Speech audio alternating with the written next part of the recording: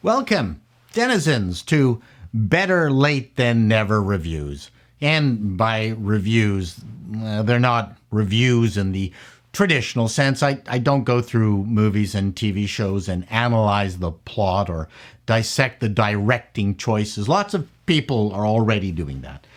If you've seen my previous reviews, what I like to do is find the soul of a movie or TV show to see if the new version understands the spirit, the unspoken mythos and rules of the source material, whether it's a previous movie or a book, as well as the quirks the creator imbued their productions with, often unconsciously.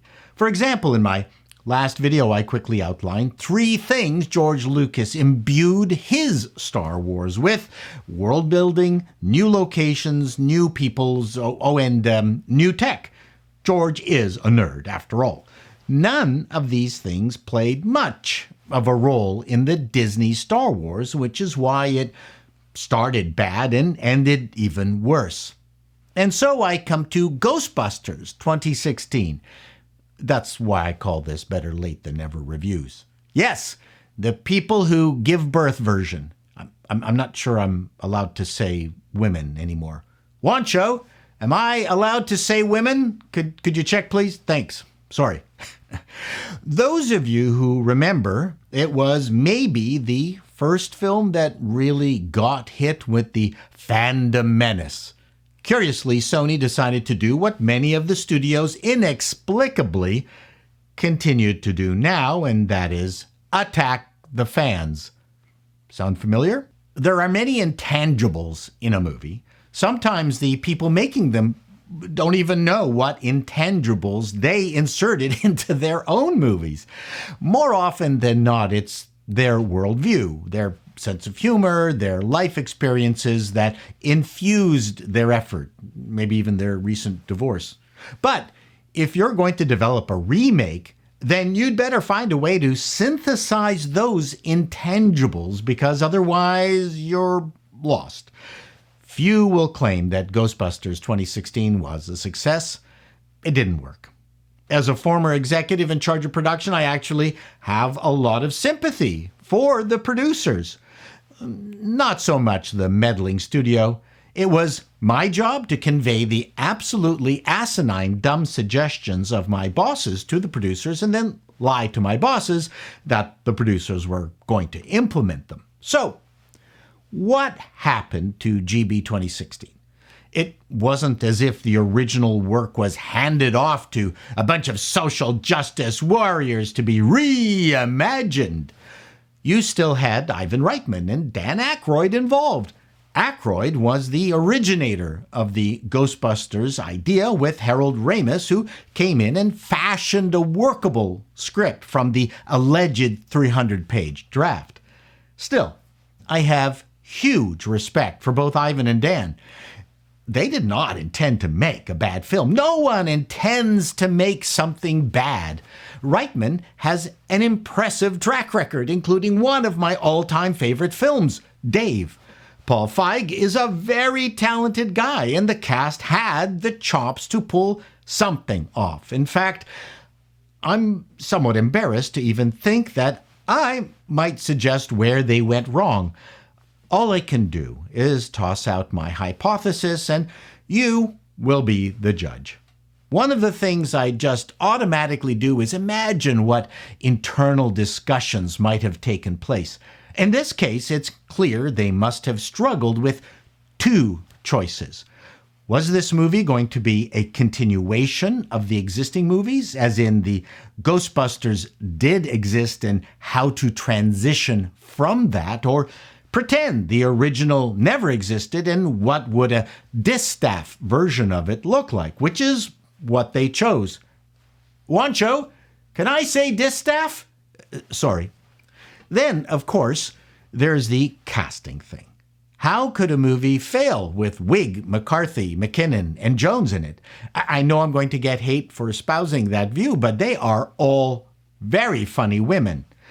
As a pitch, it would have sounded quite attractive. It's called stunting. A bad movie is not an impediment to making big bucks. Honestly, there was nothing here on paper that was bad. And for those screaming about the sacrosanct nature of the originals and that this movie should never have been made, Hollywood is a sausage factory. It needs product. This movie was no less legit than Tyler Perry's remake of Rosemary's Baby.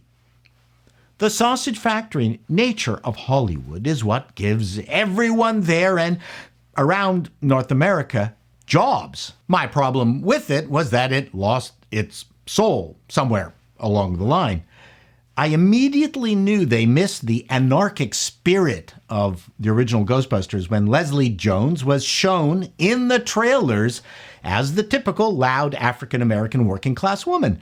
And while she does support the team with her transit knowledge, if you follow the juxtaposition subverting expectations humor that was the bedrock of the original movie, if Jones had been cast as the Egon character playing against type, essentially played by McKinnon here, it would have signaled that they understood the soul of Ghostbusters. Instead, they made her the Ernie Hudson insert, although they did give her a lot more stuff to do. Ghostbusters subverted expectations by making nerds heroes. Hell, they even made Egon's hair heroic.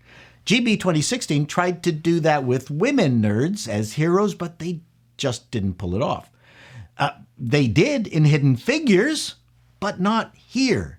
And as far as Kate McKinnon's performance, I don't know what movie she was acting in, but it sure wasn't this movie. I'm sure the script read-throughs were hilarious. Perhaps what they tried to do just didn't make it to the screen, but what they ended up with was a bad remake of the original movie, but with women. Was that the studio's influence? Perhaps. The bigger budget CGI climax did not fix the problem that battling giant ghosts, which was a surprise and hilarious in GB1, was old and tired here. Repeating the ghost apocalypse was not subverting expectations. Andy Garcia as the mayor was a nice update. Homeland Security giving the ladies the bad news that Homeland Security had to show the Ghostbusters as hoaxes to prevent public panic, and to leave it to the government agents to do their things was a great setup, but there was no payoff. The ladies just kept on doing their ghost-busting thing. They didn't lose their jobs. And the arrogant government agents that said they were going to handle everything didn't get a comedic comeuppance. That's not subverting expectations. That's just not following through with the obvious. I won't talk about Chris Hemsworth or the cameos because this is not a review. At least I'm trying to not make it a review. It didn't help that the movie started with Kristen Wiig's character disavowing her belief in the paranormal. Big mistake, big letdown. Heroes must be committed to their journey. That's what drives things forward. It's the hero's journey, not the journey forced onto the hero. Although, that has worked in movies like Support Your Local Sheriff.